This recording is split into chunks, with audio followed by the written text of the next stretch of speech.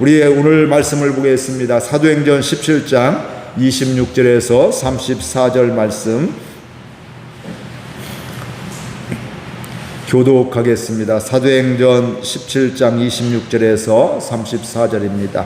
인류의 모든 족속을 한 혈통으로 만드사 온 땅에 살게 하시고 그들의 연대를 정하시며 거주의 경계를 한정하셨으니 이는 사람으로 혹 하나님을 더듬어 찾아 발견하게 하려 하심이로되 그는 우리 각 사람에게서 멀리 계시지 아니하도다.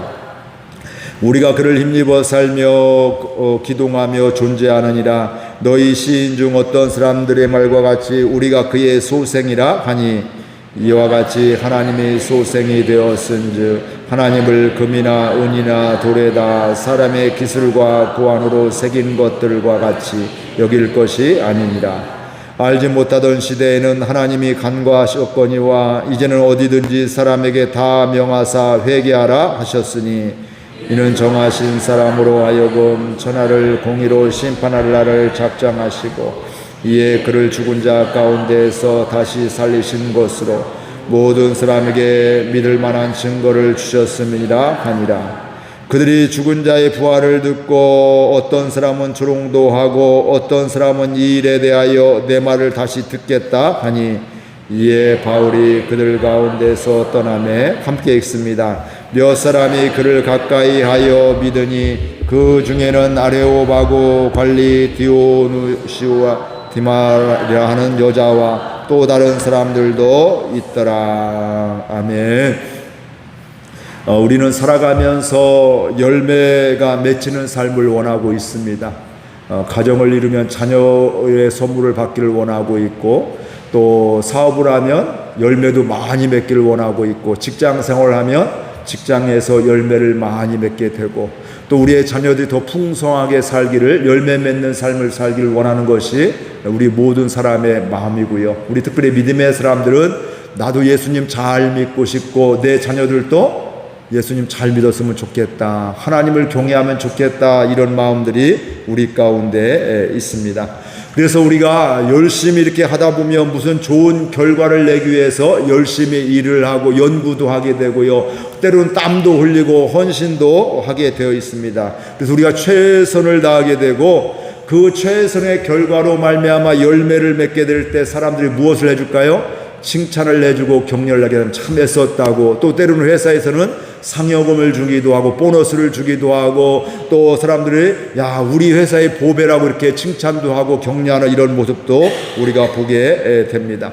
우리가 자녀들도 마찬가지죠. 생각지도 않은 이런 일들을 하게 될 때, 열매들을 맺게 될 때 부모들도 아이들에게 칭찬을 해주기도 하고 또 상을 주기도 하게 됩니다. 때로는 은근히 기대하는 상도 있지만 때로는 전혀 생각지 못했던 이런 상을 받을 때도 있습니다. 반대로 열심히 일했음에도 불구하고 또 생활했음에도 불구하고 열매를 맺지 못하면 직장에서는 상사로부터 못 받을까요? 책망을 받기가 쉽습니다. 너 뭐 하는 거냐? 너 정신이 있는 거냐 없는 거냐? 너 일을 하는 거냐 안 하는 거냐? 왜 이러냐 하면서 책망을 하기도 하고요. 때로는 스스로 남들이 얘기하지 않아도 나 스스로 자책할 때가 참 더 힘듭니다. 내 스스로 내가 이것밖에 안 되나? 내가 왜 이런 실수를 하지? 이러면서 내 스스로 못마땅하고 나를 자책하고 나를 스스로 힘들어할 때도 있습니다.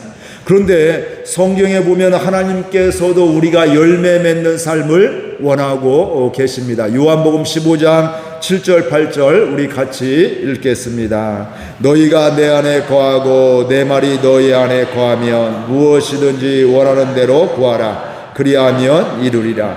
너희가 열매를 많이 맺으면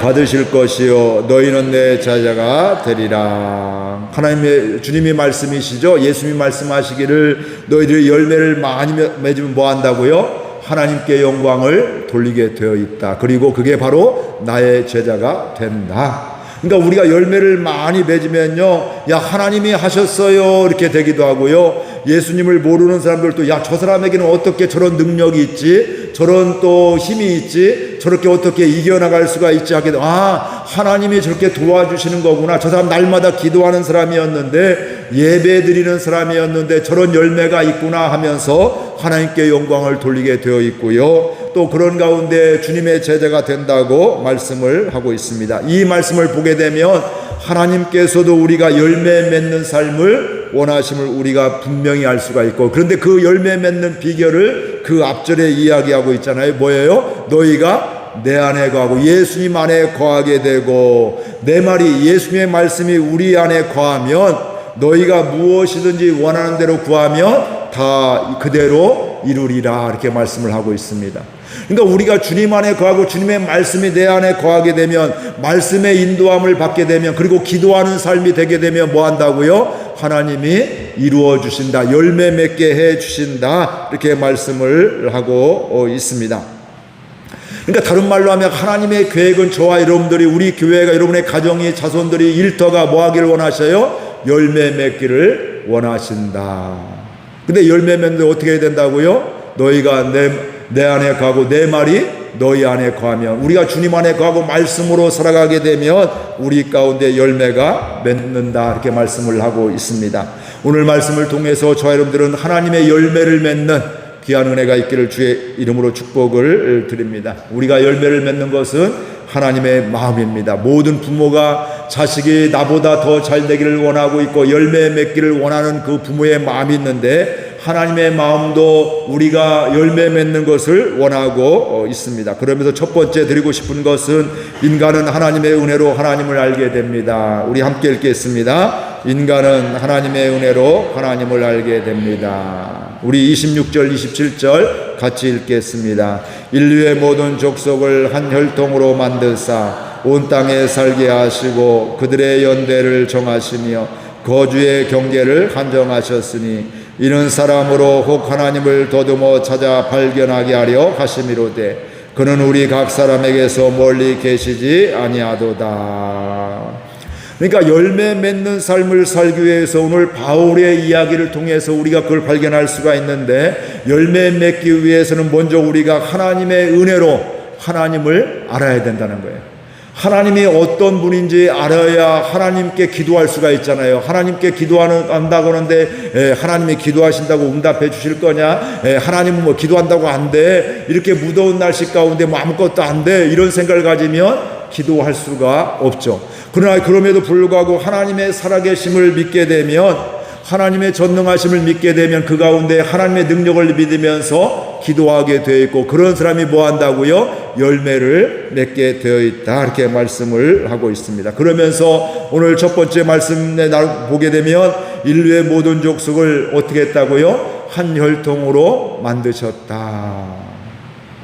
우리가 보기에는 뭐 이렇게 뭐 여러 종류의 민족들이, 다민족들이 있잖아요. 얼굴색도 다르고 피부도 다르고 모양도 성격도 이것저것 키도 다르고 다 다르게 되는데, 이게 하나님 안에서 보게 되면 바로 뭐냐면 한 혈통으로 만드셨다. 우리가 볼 때는 우리 가족들, 자녀들도 다 달라 보이잖아요. 똑같은 부모 밑에서 낳았는데도 다 성격 다르고 또 모습도 다르고 다 다르게 되어 있습니다. 우리는 우리나라 사람들 보면 다 구분이 되잖아요. 야, 저분이네, 저 권사님이네, 저 집사님이네, 우리 청년이네, 이렇게 구분이 되는데, 외국 사람들이 우리나라 사람 보면 어때요? 다 그 사람이 그 사람인 것 같습니다. 물론 남자 여자 뭐 이런 차이는 알겠지만, 나이가 있다 젊다 이런 건 차이가 알겠지만, 대부분 그 사람이 그 사람 같고 별 구분이 되지 않습니다.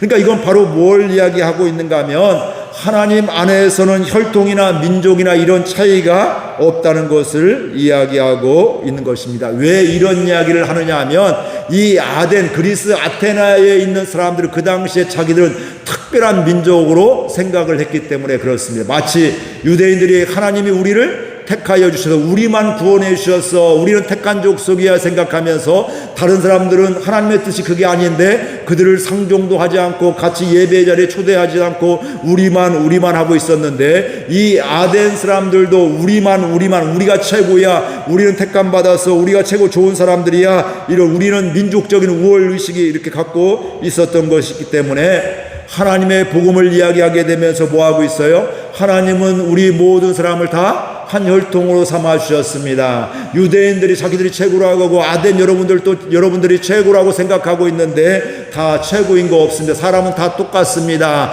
혈통이나 모든 상황 속에서도 특이한 게 없습니다. 같은 사람입니다. 하나님은 차별하지, 혈통에 따라서 또 피부 색에 따라서 또 그 사는 정도에 따라서 차별하지 않습니다. 이렇게 이야기를 하고 있는 겁니다. 뒤집어 얘기하면 하나님은 이스라엘 백성들 또 아테네 사람들 또 오늘 저와 여러분들도 어때요? 누구든지 다 구원받기 원하신다. 그러니까 구원받는데 차별하지 않는다는 거예요. 조건은 단 하나 뭐예요? 예수님을 믿는 믿음. 그것으로 말미암아 우리가 하나님을 또 하나님의 자녀가 되는 것이고, 그것만이지 다른 모든 사람에 대해서, 혈통에 대해서, 민족에 대해서도 차별이 없음을 이야기하고 있습니다. 그러면서 26절에 보면 다시 한번 볼까요? 26절 다시 한번 읽겠습니다. 인류의 모든 족속을 한 혈통으로 만드사 온 땅에 거하게 하시고 정하시며 거주의 경계를, 여기서 보게 되면 하나님께서는 나라의 흥망성쇠도 정하셨다 이 말씀. 우리가 볼 때는 야, 저 나라가 강하다가 또 망하고 새로운 강자가 태어나고 망하고 이렇게 되는 것 같은데, 이것도 하나님이 정하신 것이다 이렇게 말씀을 하고 있고요. 모든 족속과 연대도 정하시며 우리의 거주의 경계도 정하셨다. 저와 여러분들이 뭐 한국에 태어나고 싶어서 이곳에 살고 싶어서 이렇게 사는 게 아니란 말씀이죠. 태어나보고 또 삶을 살다가 직장을 찾아서 오기도 하고 이래저래 해서 이곳에 살게 되는 것인데, 이 모든 것들 다른 말로 하면 뭐냐면 하나님께서 개입하시고 하나님께서 주관하시는 우리 인생임을 분명히 이야기하고 있습니다. 그러니까 무신론자들은 하나님은 없다고 이야기를 하고 있습니다. 그러니까 하나님이 없다고 믿으니까 하나님과 상관없는 우상 숭배를 하고 있잖아요. 지난번에 말씀과 같이 어떤 우상까지 있어요? 우리가 알지 못하는 신들의 그런 신전을 만든단 말씀이에요. 돌신, 또 제우스 신, 뭐 이런저런 신을 많이 만들었는데 수없이 만들어 놓고도요, 그래도 뭔가 찜찜한 거예요. 그래도 내가 알 수 없는 신도 만들어 놓고 어때요? 내가 놓치는 것이 없게끔 그것을 만들어 놓고, 내가 혹시 몰라서 이거 만들었습니다, 이 신을 통해서 내가 또 구원받기를 원합니다, 뭐 이런 생각들을 갖고 그 신전까지 만들었던 것입니다. 우리가 보면 참 어리석은 안타까운 이런 것인데, 그 사람들 그 당시 지혜자들이라고 했는데 그게 바로 뭐냐, 야, 우리 참 지혜로워, 똑똑해, 야, 빈틈없이 놓칠 수 없는 그런 신도 만들었다 하면서 아마 그런 반론을 제기했을 이런 사람임을 알 수가 있습니다. 그런데 이런 시대 문화를 알기 때문에 바울은 하나님은 사람을 차별하지 않으시고 모든 사람이 다 구원받기를 원하십니다. 당신들만 구원받는 것이 아니라 유대인만 구원받는 것이 아니라 누구든지 예수 그리스도를 믿으면 다 구원을 받습니다 하면서, 그 구원하시는 하나님이 어떤 분이라고요? 역사를 주관하시는 분입니다. 역사를 섭리하시는 분이십니다. 우리 인생의 손이 주님께 달려 있습니다. 우리를 하나님께서 이끌어 가십니다. 이렇게 말씀을 하고 있는 것입니다. 그러니까 어떻게 보면 이게 충격적인 이야기예요. 제우스 신에 의해서 또 이런저런 다른 신에 의해서 금상에 의해서 또 돌상에 의해서 또 나무에 의해서 뭔가 된다고 생각했는데, 바울은 그런 이야기를 하는 것이 아니라 여호와 하나님이 우리를 구원해 주셨습니다. 예수 그리스도를 통해서 구원해 주셨습니다. 근데 그 하나님이 천지를 창조하셨고 우리를 섭리하시고 주관하시고 우리의 삶의 자리도 다 정하셨습니다. 이렇게 이야기를 하고 있는 것입니다. 신명기 32장 8절에 보면 지극히 높으신 자가 민족들에게 기업을 주실 때에, 인종을 나누실 때 이스라엘 자손의 수요대로 백성들의 경계를 정하셨도다. 이스라엘도 하나님이 그들을 수요대로 경계를 정하셨다 이렇게 말씀하고 있고요. 시편 74편 17절에 보면 주께서 땅의 경계를 정하시며 주께서 여름과 겨울을 만드셨나이다. 땅의 경계뿐만 아니라 겨울과 여름도 만드셨다, 이렇게 이야기를 하고 있습니다. 그러나 우리 사람들이 타락함으로 말미암아 우리 편리함 때문에 지구가 병들었잖아요. 불과 한 30-40년 전만 해도 이 날씨가 이렇게 되지 않았단 말씀. 이런 날씨가 어디서 많이 봤어요? 그 당시 30-40년 전에는 동남아에 가면 많이 있었던 것입니다. 저도 잊지를 못합니다.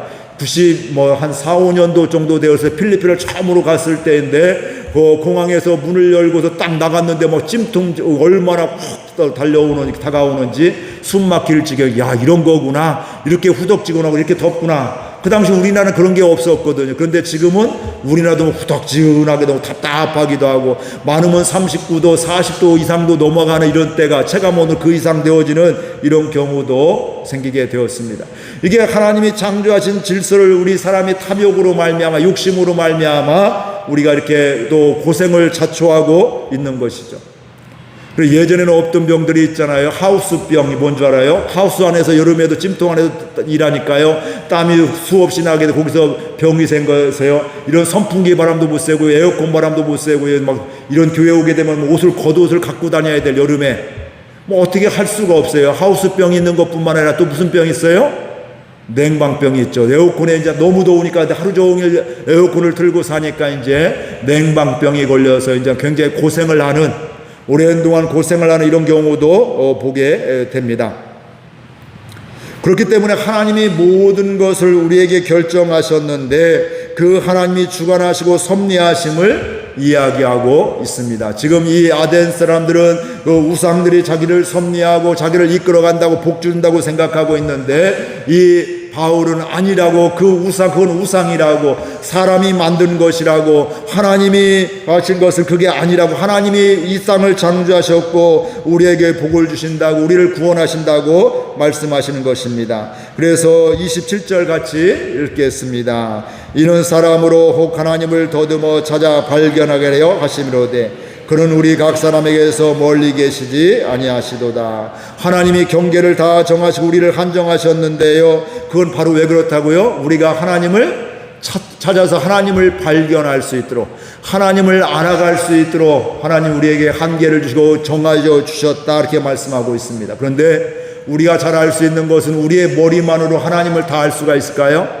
내가 생각을 잘해서, 내가 머리가 좋아서 지혜가 있어서 하나님을 잘 믿을까요? 내가 말씀이 잘 믿어질까요? 말씀에 잘 순종할까요? 아닙니다. 우리가 내 한계가 있습니다. 내가 알아가는 건 한계가 있습니다. 마치 철들기 전에는 부모의 마음을 다 아는 것 같아도 내 마음에 서운함이 있다든지 속상함이 있으면, 내가 생각 같지 않으면 원망과 불평하고 부모의 마음을 모르는 것 같이, 하나님의 마음도 좋을 때는 정말 하나님 감사합니다, 힘들 때 어려울 때 이해가 안 될 때는 하나님 왜 그래요 하면서 원망하며 불평하는 우리의 모습을 보게 되는데, 그때는 바로 뭘까요? 우리가 하나님을 다 알지 못했기 때문에 그렇습니다. 철이 들면 부모의 마음을 알아가듯이, 은혜 받으면 하나님의 은혜로 하나님을 알아가게 되면 그때도 하나님이 날 사랑하셨구나, 하나님이 날 도와주셨구나, 이곳에 하나님이 날 보내주셨구나, 이곳을 섬기게 해주셨구나, 이것을 우리가 깨닫게 되어 있는 것입니다.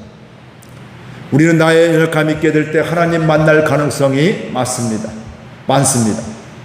몸이 연약해질 때 왜 이렇게 힘들지? 왜 이렇게 아프지? 그러면서 하나님을 찾기도 하고요.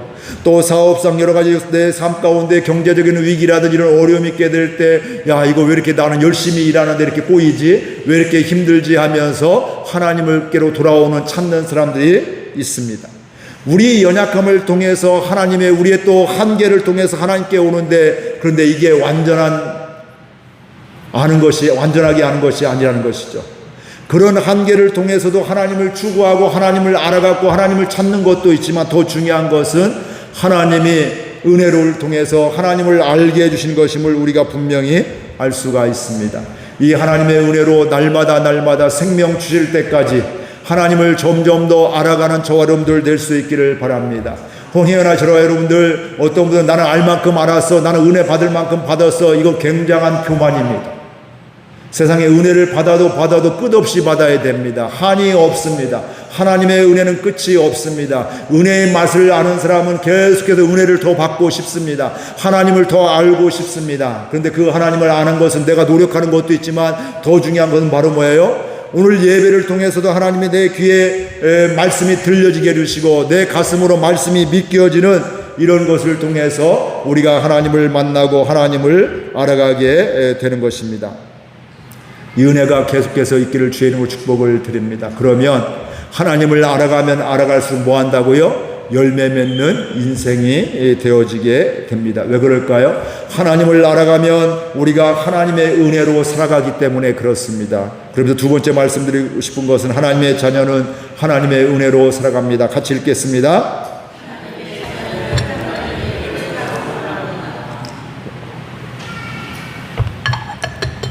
28절 29절 같이 읽겠습니다. 우리가 그를 힘입어 살며 기동하며 존재하느니라. 너희 시인 중에 어떤 사람들의 말과 같이 우리가 그의 소생이라 하니 이와 같이 하나님의 소생이 되었은즉 하나님을 금이나 은이나 돌에다 사람의 기술과 고안으로 새긴 것들과 같이 여길 것이 아니니라. 바울은 앞에서 하나님에 대해서 설명했습니다. 하나님이 우리를 역사를 주관하십니다. 우리를 섭리하십니다. 이렇게 이야기하면서 이제는 하나님을 아는 사람들이 어떻게 살아가는지에 대해서 이야기를 하고 있습니다. 우리가 하나님을 믿으면 뭐예요? 예수를 믿으면 그를 힘입어 살며 기동하느니라. 즉 하나님으로 말미암아 예수님으로 말미암아 살아갑니다. 이렇게 이야기를 하고 있고요. 그러면서 우리는 뭐가 되었어요? 하나님의 자녀가 되었습니다. 그러니까 예전엔 관심 없던 삶에서 이제는 하나님께 관심이 있게 되고 하나님의 말씀으로 살아갑니다. 이게 바로 하나님의 자녀의 삶의 모습이라는 거예요.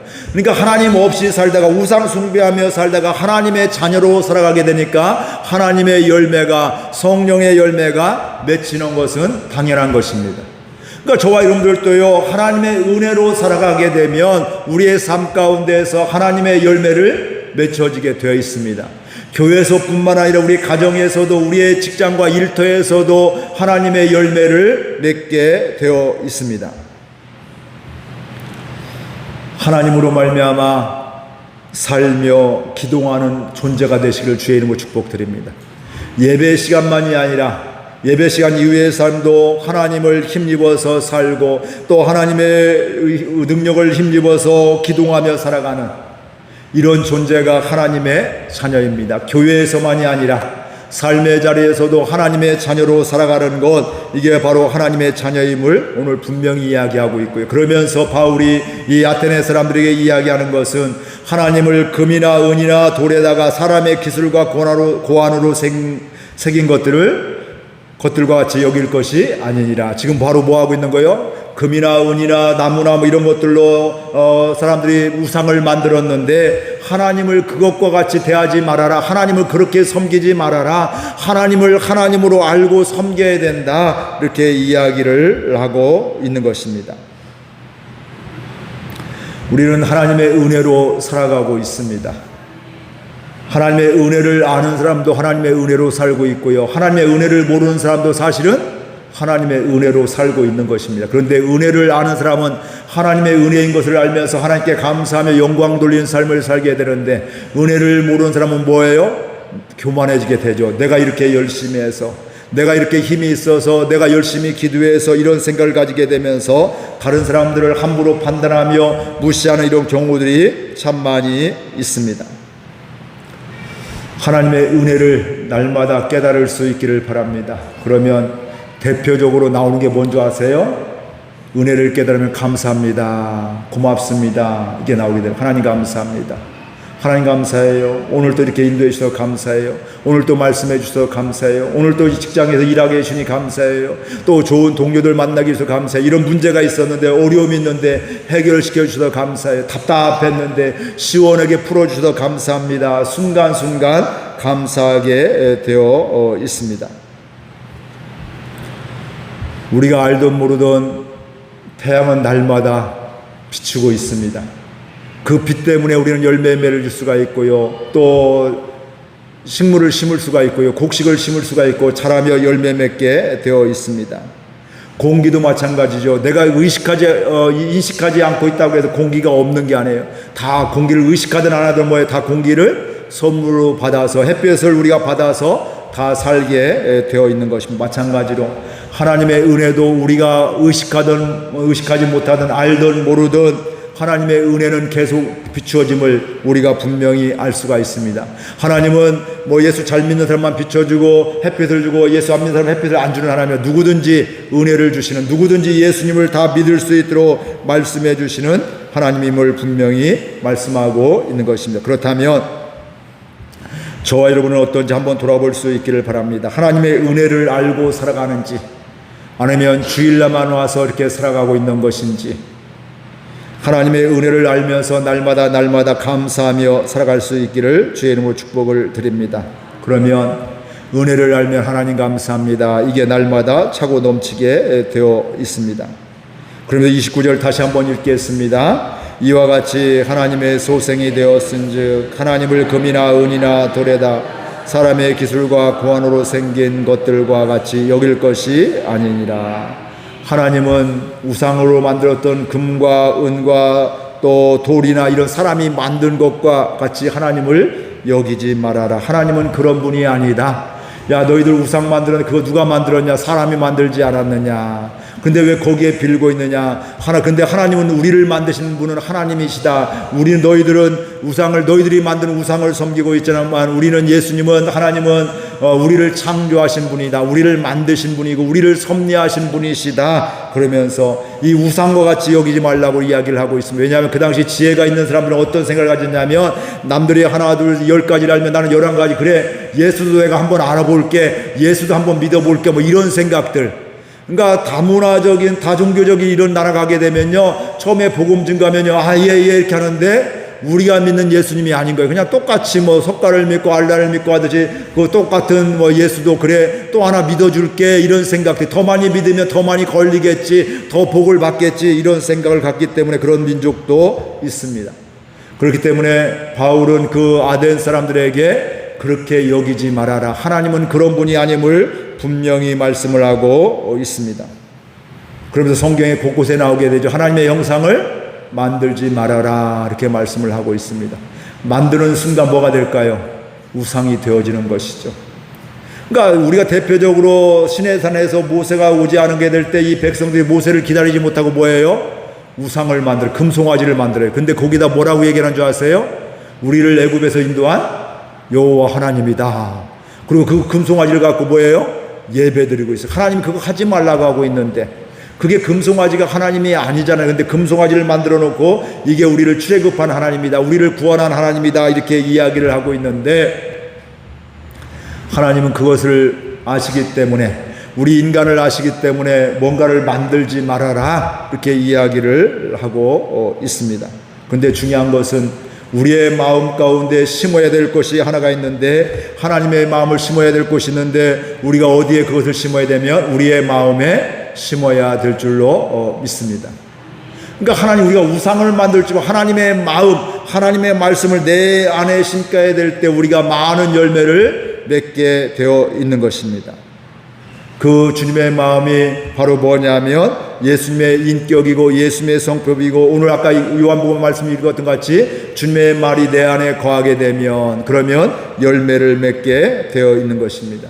하나님의 자녀로서 은혜로 살아가는 저와 여러분들 되기를 바랍니다. 그래서 아까 말씀같이 여호와를 힘입어, 예수님을 힘입어 내가 기동합니다. 힘입어 살아가며 기동합니다. 내가 살아갑니다. 이런 은혜가 날마다 있기를 바랍니다. 날이 무덥지만 하나님의 은혜로 살아가고 있습니다. 이런저런 과정이 있고 이런저런 질병도 있고 이런저런 아픔도 있지만 속상함도 있지만 하나님의 은혜로 살아갑니다. 이런 고백이 여러분의 삶의 자리에서 날마다 넘치기를 주의 이름으로 축복을 드립니다. 그러면서 세 번째 말씀드리고 싶은 것은 함께 또 보겠습니다. 함께 3번 읽겠습니다. 복음을 전하면 하나님께서 자라게 하시고 열매 맺게 하십니다. 32절에서 34절 같이 읽겠습니다. 시작.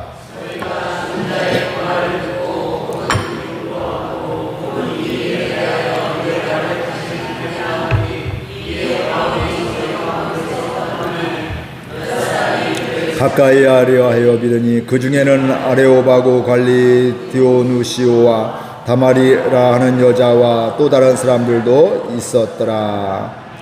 어떻게 보면 32절에 34절에 보면 바울이 이렇게 하나님에 대해서, 하나님의 자녀를 이렇게 살아갑니다, 복음을 증거했단 말씀이에요. 근데 그 이야기를 듣고 다 아멘하고 다 영접하면 얼마나 좋을까요? 근데 많은 사람들이 어떻게 했다고요? 조롱했다. 앞에 이야기만 한 것이 예수님의 십자가 부활도 얘기를 했습니다. 근데 그 이야기를 듣고 어떤 사람은 뭐 했다고요? 조롱하는 사람도 있었다. 그리고 어떤 사람은 야, 다시 한번 들을게. 이거 신기한 얘기인데, 지금까지 못 들은 얘기인데 다시 한번 좀 해줘. 다시 한번 들을게. 이런 사람도 있었고요. 그리고 어떤 사람들은 바울 가까이 와서 믿었다. 이렇게 이야기를 하고 있습니다. 우리가 인생을 살아가면서 열매 맺는 것이 이와 같습니다. 복음을 증거했을 때 전부 다 열매를 맺으면 얼마나 좋을까요? 근데 복음을 증거할 때 때로는 조롱을 하기도 하고 비난하기도 하고 손가락질을 하기도 하고, 어떤 사람은 다시 한번 얘기해 주세요 이런 사람도 있지만 에이 별거 아니네 이런 사람도 있기도 하고, 또 어떤 사람은 또 어떻게 해요?